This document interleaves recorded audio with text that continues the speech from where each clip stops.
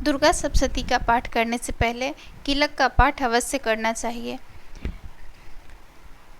मार्कंडेय जी ने कहा, जिस भगवान शंकर का विशुद्ध ज्ञान ही शरीर है, तीनों वेद ही जिनके 3 दिव्य नेत्र हैं, जो द्वितीया के चंद्रमा को मस्तक पर धारण किए हुए हैं तथा समस्त कल्याण में हेतुभूत हैं, मैं उन शंकर को नमस्कार करती हूँ। सप्तशती के पाठ करने वाला यह कीलक सप्तशती मंत्रों का अंग ही जानना चाहिए। अतः जो दुर्गा सप्तशती के साथ इस कीलक का पाठ करते हैं उनका सदैव कल्याण होता है। जो लोग कीलक के साथ दुर्गा सप्तशती के स्तोत्र से भगवती की स्तुति करते हैं, उनकी उच्चाटन आदि सभी क्रियाएं सिद्ध होती हैं और उन्हें दुर्लभ वस्तुओं की प्राप्ति हो जाती है तथा भगवती की सिद्धि भी हो जाती है। कीलक पूर्वक सप्तशती का पाठ करने वाले पुरुष को किसी मंत्र तथा औषधि की आवश्यकता नहीं होती। उसके द्वारा किए गए समस्त उच्चाटन आदि प्रयोग बिना जप के ही सिद्ध हो जाते हैं। अन्य मंत्रों के जप आदि से भी यदि अभिष्ट वस्तुओं की प्राप्ति हो जाती है और दुर्गा सप्तशती के पाठ से भी मनोरथ की सिद्धि हो जाती है, तो दोनों में कौन सा श्रेष्ठ है? लोगों की इस शंका को सामने रखकर भगवान शंकर ने यही निर्णय किया कि दुर्गा सप्तशती स्तोत्र ही सबसे बढ़कर है। दुर्गा सप्तशती तथा यथावत पाठ करने वाले पुरुष के पुण्य की समाप्ति नहीं होती। यह देखकर भगवान शंकर ने दुर्गा सप्तशती के स्तोत्र को गुप्त कर दिया।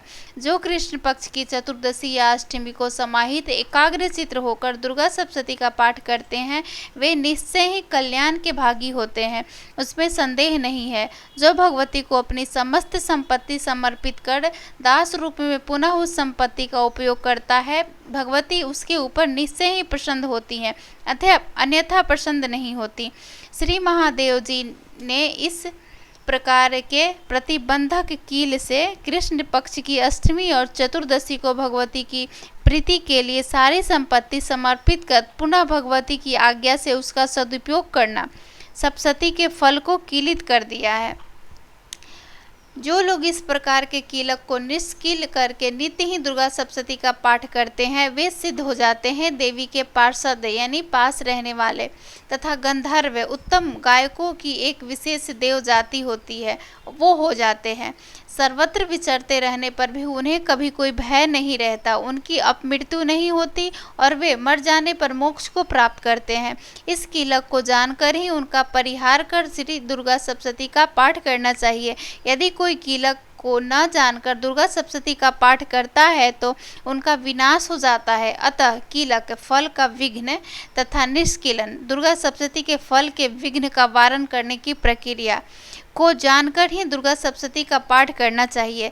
स्त्रियों में जो सौभाग्य, संतति तथा स्थिर लक्ष्मी आदि जो कुछ भी दिखाई पड़ता है, वह भगवती श्री की प्रसन्नता का ही फल है। इसलिए भगवती को प्रसन्न करने के लिए इस स्तोत्र का पाठ अवश्य करना चाहिए। इस स्तोत्र का मंद स्वर में उच्चारण कर पाठ करने से स्वल्प फल की प्राप्ति होती है तथा उच्च स्वर में पाठ करने से संपूर्ण फल की प्राप्ति होती है। अतः उच्च स्वर में ही इसका पाठ करना चाहिए। जिस भगवती की प्रसन्नता से मनुष्य को ऐश्वर्य, सौभाग्य, आरोग्य, श्रेष्ठ संपत्ति, शत्रुनाश तथा मोक्ष की प्राप्ति होती है, उस जगदम्बा की स्तुति मनुष्य क्यों नहीं करते। इस प्रकार कीलक स्तोत्र समाप्त हुआ। बोलो जय माता दी।